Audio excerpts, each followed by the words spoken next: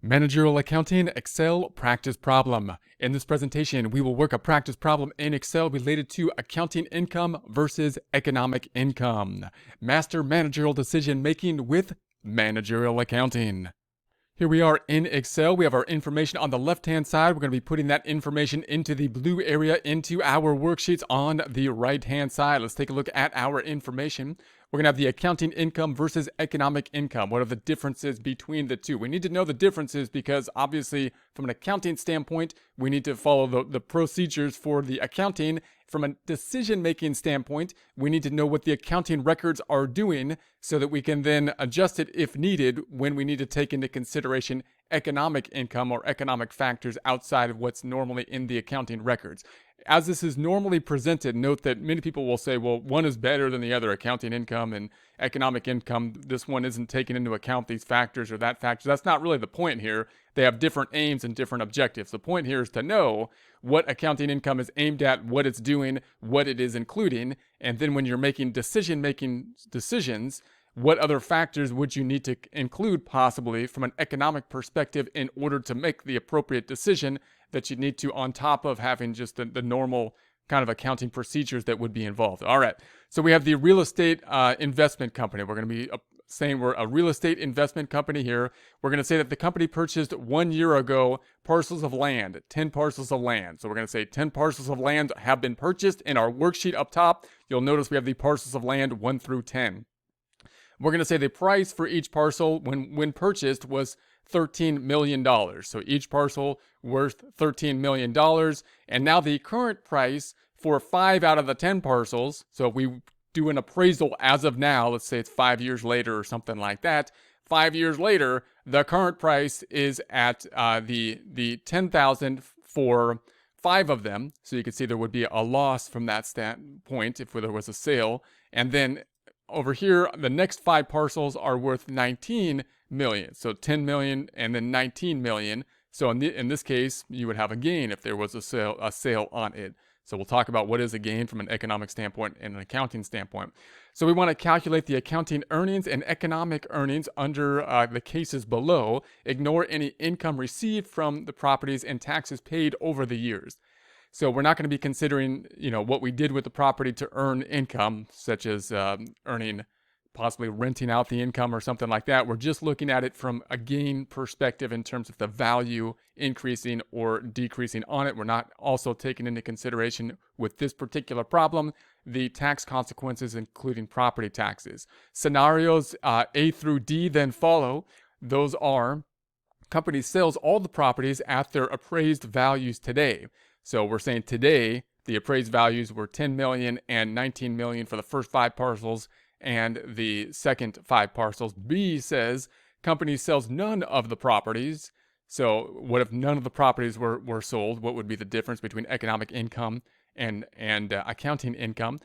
C says company sells the properties that have fallen in value and keeps the others. So we're going to sell half of the properties.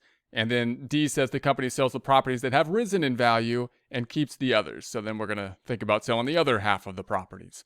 Okay, so let's take a look at scenario number 1, where the company sells all the properties at their appraised value today.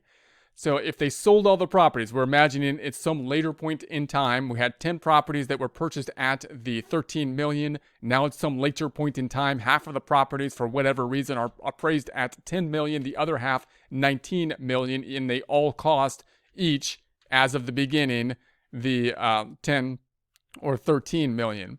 So if we were to sell them now, we'd say, let's calculate this from an accounting standpoint. From an accounting standpoint, notice what happens when we purchase the inventory. We put them on the books as an asset, right? They're going to go on the books as an asset. And then when we sell them, we're going to recognize basically the gain or loss at that point in time. Let's start off with the cost in the accounting income because that's going to be the same all the way across. So I'm going to say the cost is going to be for parcel 1 all the way through parcel 10 is going to be that 13 million. So I want to be able to copy this across now. Therefore, I'm going to make this an absolute reference by putting a $sign before the B and a $sign before the 7. I'm going to do that by selecting F4 on the keyboard, which does that for us. So there we have it. You only really need a mixed reference, but I'll just use an absolute reference. All that does is help us to copy it across.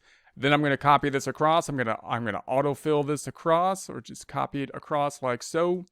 And there we have the 13 million all the way across. Then on the sales side, I'm going to say the first half of them were sold for the 10 million. The second half of them sold for the 19. So first half, I'm going to say there's a loss. So the sales price was the 10 million. Once again, I want to copy that across to 5 parcels up to here. Therefore, I'm going to make this an absolute reference by selecting F4 on the keyboard, $ before the B and the 9. Then I'm going to take that and I'm going to copy it across using the autofill feature all the way over to parcel number 5. Then the second 5 parcels, we're going to say they sold for the 19. So these are going to be equal to the 19.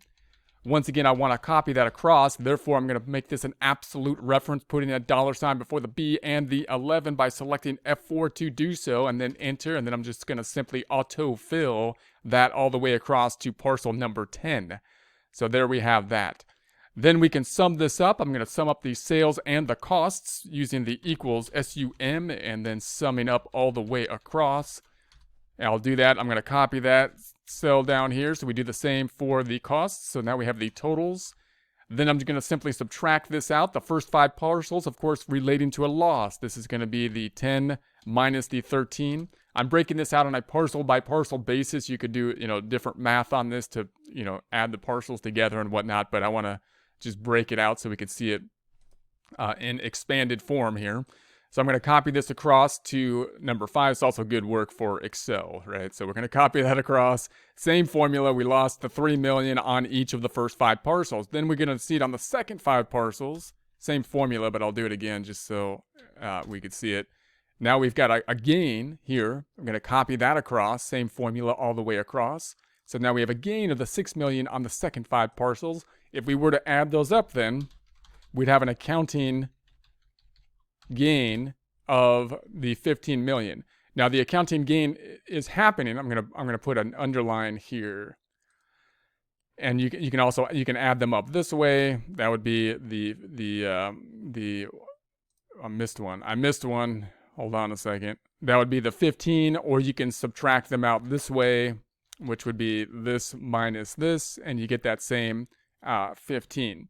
So that would be the accounting income, and the reason we recognized it, however, is because we sold it in this time period. So the triggering factor from us removing it from an asset on the balance sheet and selling it is that we had a sale take place at that point in time, and therefore we expensed it at the point in time that the sale took place. On the economic income side, we're going to end up with the same result in this first scenario. Because on the economic side, we're going to be measuring whether we sold it basically or not. We're going to be looking at the increase in value. This is what, on a accounting side, we would assume basically actually hits the income statement, the statement of activities, the statement of showing performance. But if we had not yet sold it, which we'll see in future examples, these items wouldn't have hit the income statement. They'd still be sitting on the balance sheet as an asset until the point in time in which they are sold, so that we could recognize the income from an accounting perspective in the point in time that the sale took place, in the point in time that we did the work in order to achieve the revenue. That means we gave up the inventory, or in this case, the real estate, which is basically the inventory for a real estate investment company. So same kind of scenario down here. It's going to basically be the same thing from an economic prospect, and then we'll look at the differences. The cost is going to be, once again, the 13. I'm going to make that an absolute reference, put in F4, $ before the B and the 7, enter. I'm going to then copy that across with the autofill, put in my cursor on autofill, all the way across to parcel number 10. Same thing up top as well. We're going to say that half of them have increased in value. Key difference, however, is that we're just looking at the increase in value. It would not have mattered from an economic income performance statement whether or not the actual sale took place. So we're going to say there's the 10 million. Once again, I want to make that an absolute reference and copy it over to 5 parcels. Therefore, I'm going to select F4, $ before the B, $ before the 9. Then we're going to put our cursor back on it, autofill on over to the parcel number 5. Doing the same thing for the second 5 parcels. This is going to be equal to the 19 million. and I'm going to make that an absolute reference, $ before the B and 11 by selecting F4 on the keyboard, or you can manually put the $ before the B and the 11. You only really need a mixed reference for those that want to be picky about it, but absolute will do. So then we're going to then copy this across to parcel number 10. Same process, and then we'll subtract these out. Once again, this is going to be equal to the 10 million minus the 13. I'm going to copy that over to parcel number 5, and that'll give us that same 3 million. I'm going to copy it now across to the rest of them, and these all have the 6 million. Let's add them up across this way, equals the sum of, I'm just going to add all these up, and then equals the sum of, I'm going to brackets, arrow left, holding down shift to add all these, closing up the brackets, and enter. You can do this two ways. Once again, this minus this, or you can add up across this way. So you can see we get to the same, not that way, this one. This is the row I was looking for. So you can see we get to the same number in this case because the triggering factor actually happened. Therefore, from an accounting standpoint, we recorded the sale in the same period, and the economic income is the same at that point in time. Let's look at some area where they would differ now. Let's look at scenario number B, where the company sells none of the properties. So in a situation where the company sells none of the properties, from an accounting standpoint, the properties would still be sitting on the books as an asset because we have not realized the sale. We haven't actually sold them. So you can think of this kind of like inventory here, right? These items are basically inventory for the real estate investment company. We intend to sell them, but we can't recognize from an accounting standpoint the income until we've done the job. And that's the typical revenue recognition principle. And we haven't done the job until we've sold basically the inventory, sold the parcels. Therefore, we have these on the books from an accounting standpoint as an asset, and we're using typically the historical cost that we would have them on the books for. That's the accounting, principle that we're going to be using. And typically, we want to use that historical cost for various different reasons. One is because we don't really know exactly what the value of the parcel is at this point in time, because property is unique in nature. There's no one spot in the world that's exactly the same as any other spot. So you can't really tell what the value is. You can appraise it, but you can't really tell what you would actually sell it for until you actually sell it. So, and also in order to remove the volatility of the market going up and down and people manipulating the number possibly due to estimates on it that are inflated. These are all reasons why, from an accounting standpoint, you might want to use the historic cost and then not recognize the gain until the point in time that you have realized the gain. How do you do that? By actually selling it on the market. Therefore, nothing on the accounting side. So note, that's correct from an accounting standpoint. So you might say, well, when one is better than the other. There's reasons why you'd want to take both stance on it, right?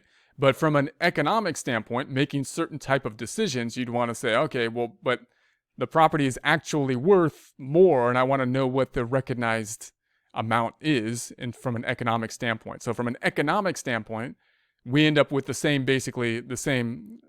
items here. We would have revenue that would have been recognized over the time period since the purchase took place, and that would be the same calculation. We would say the cost would be the 13. I'm going to make this an absolute, and this is in the accounting. I want to be down here in the economic side. Economic for B is going to be the cost is going to be 13.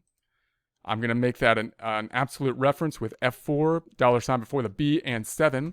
I'm going to use the autofill then to copy this all the way to the parcel number 10. Same thing on the sales price then. We're going to say this is going to be equal to the first parcels being worth the 10 or not being sold, but now appraised for, because the current market value we're saying is 10 million. How do we know that we appraised it? The problem with that is it's not perfect. You can't completely rely on an appraisal. If you've ever sold, especially real estate, then the appraisal never really matches exactly what the actual sales price is going to be. It's just an estimate. That's the problem with unique items like land, like property, like real estate. So then we're going to copy that across, and that's going to be something happened here. Hold on a second.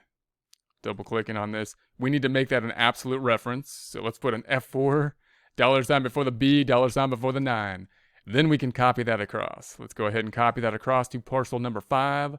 Then the second 5 parcels, once again, are going to be equal to the 19. Once again, I'm going to make that an absolute reference by selecting F4 on the keyboard, $sign before the B and the 11, and enter. Then we're going to take that one. We're going to be copying it across to parcel number 10. Same process. We're going to subtract this out. So we've got the 10 minus the 13. I'm going to copy it all the way across this time because this is reflecting what we've seen in the past. I'm just going to copy and autofill it all the way across. And then I'll sum up the top. This equals the sum of these. This equals the sum of these. This equals, I can do it the other word, this minus this. Same process. So we've got the 15 now from an economic income standpoint, but 0 from an accounting standpoint. So you see where this difference happens. And again, you could see when you would want to apply this difference, what types of decision makings you would have. You could see from a managerial standpoint, we might say, hey, there's, the accounting doesn't show the income right now, but clearly there's an income if we can rely on the estimates that have happened. Doesn't mean the accounting's wrong. That's what the accounting is used for. That's how the accounting rules work for the reasons that we, have taken a look at. But from an economic standpoint, we got to know the difference between, what the accounting does and what the economic standpoint would do, depending on the type of decision we are making. Okay, so let's say we sold some of them now. Now we're going to say company sells the properties that have fallen in value and keeps the others. So we're going to have some that fell in value. The ones that fell in value, those are the ones that we're going to sell. So we're going to say the first 5, for whatever reason, they started to decline. There's like a swamp zone there or something, and we want to get rid of them. And the other are good, and they went up in value. So we're going to be picking those up. So we're going to say, all right, the cost is the same once again from a we're looking the accounting side. So on the accounting side, we're only going to be recognizing those items that were actually sold. So these items, first 5 parcels, we're going to be using. The second 5 parcels, we're basically going to say no, not going to use those. So we're going to read them out or something, right? Because we didn't sell those items. And so that's going to be the difference. So, and we could do that here. We could say we didn't do anything here, That's not it. So now we made a sale, and when we made a sale, we recognized it because we sold it on the market. So we're going to say we sold these for 10, and they cost 13. And then I'm gonna try to copy this across all at one time this time. We'll do some fancy Excel stuff here. So I'm gonna say the 10 minus the 13. There we have it. Now let's go ahead and absolute reference these two by putting a double click on it, $sign before the B and the 9, enter. I'm gonna double click on it, absolute reference, $sign before the B and the 7. And then this one's gonna change the way I want it to as we go. So now I'm gonna highlight or select all of these and then autofill them at the same time. And it should then copy over for us. And there's the 3 million copying over, and that looks good. Now the second 5, we didn't sell them. We're holding on to those are going up in value, and our decision making was thinking that they will continue to do so, and we're not going to sell them. Therefore, although we had a profit there, we're not going to be realizing that we didn't realize a profit, and therefore it wouldn't be recorded on basically our income statement. It would still be included as an asset until we made the sale on a market to realize the profit. So then if we sum these up, we're going to sum these up then. And there we have that. We're going to sum these up. All right. So on the accounting side, we're going to have a loss now. So now we got a loss, subtracting that out, or we can add them up this way. We got a loss of that 15 million. From an economic side of things, we're basically still in the same, we got the same scenario that we had up here. We're still in the same position whether we sold them or not, meaning we still had the sales price of the 10 for the first 5. I'm going to do this the same way. I'm going to make this an absolute reference, enter. The cost was equal to the 13. I'm going to make this an absolute reference, F4, $sign before the B and the 7, subtracting those out, 10 minus the 13. Then I'm going to copy that to the first 5 by selecting these cells, autofill from here over to parcel 5. Then we're going to do the same thing. I'll just create the same thing for the second. We sold these. We didn't sell these, but from an economic standpoint, we still have income. We still have economic, basically, income from them because they went up in value. So, and again, the question there is usually, how do you know they went up in value? If you didn't sell it, you didn't realize it. You don't actually have that gain in your pocket because you haven't realized it. You haven't sold it yet. But to our best guess, they have gone up in value based on the appraisal, based on our appraisal. So we've got the 19. Once again, I'm going to make that an F4 to absolute reference, $ before the B and the 11. This one's going to be then the 13. We will absolute reference that, F4, $ before the B and 4, subtracting it out then, the 19 minus the 13. We will then select these items, these 3 items, and autofill them to parcel number 10 once again. And then we're going to sum these up, same process, summing these up all the way across. Summing these up equal the sum all the way across. And then once again, we got the 145 minus the 130. We got the same result. So now we got here a 15 gain from an economic income standpoint from this time range because it went up in value. But from an accounting standpoint, we actually have a loss because we sold the ones and realized the ones that we had a loss on and didn't sell the ones, and we did not realize the ones that we had a gain on. So, and then the last scenario is, what if we sold the other half? What if we sold the ones we had a gain on in D? So now we're going to say, all right, we didn't sell the first 5, which we're going to say there was a loss from an accounting standpoint. We did sell the second 5 now. So we're going to say, all right, we're going to sell the ones that we got a gain on, and we're going to take that gain as we got it, right? We got to make sure we want to take advantage of the gain. So I'm going to pick up the amount. We sold it for 19, F4 to make it an absolute reference. Then I'm going to say this is going to be equal to what we purchased it for, which was the 13. Once again, I'm going to say F4 to make it an absolute reference, $ before the B and 7, subtracting these out equals the 19 minus the 13. Then we will select these items, autofill them across to parcel number 10, autofill them across, and there we have it. So I'm going to sum these up, summing these up all the way. I'm just going to go all the way across, even though there's nothing in like the red cells. That's just good practice to have the whole table. And then we'll pick that up. So now he's got a $30 million gain from an accounting standpoint, even though the other parcels we're hanging on to went down in value. Now, if it's substantial, we might have to recognize in some cases, you know, whether it went down in value, if it's not going to go back up or something like that, because typically from an accounting standpoint, we want to record the books from on a conservative type of scenario. But in general, the general idea here is that, well, they're still on the books from an accounting standpoint. These items we had a loss for, and we don't recognize it till we realize the loss. And we sold these items that had a gain, so now we've realized the gain of the 30. Okay, so then, and then from the economic standpoint, again, same scenario here. We had the same thing from an economic standpoint because we recognize the gain whether sold or not, because the value went up from an economic standpoint whether or not we made the sale or not. So we're going to say this will be equal to, I'm just going to do this a little bit faster one more time. We sold it, the first ones for 10, and make that an absolute reference. I'm going to say F4. And then we sold the other ones for, the cost was 13. And then I'm going to say F4 to absolute reference that, subtracting this out, the 10 minus the 13, copying that across to the first 5 parcels. So I'm going to select them, autofill them to the first 5 parcels. And then I'm going to have a new number up top. We can actually take the cost, and we can actually take these 2 cells and autofill them all the way across if we want. So let's do that. Autofill them to parcel number 10.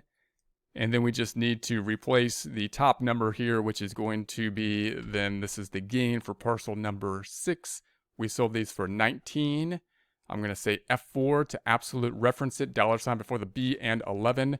Then we're going to take that, we're going to copy it across, autofilling it across to parcel number 10.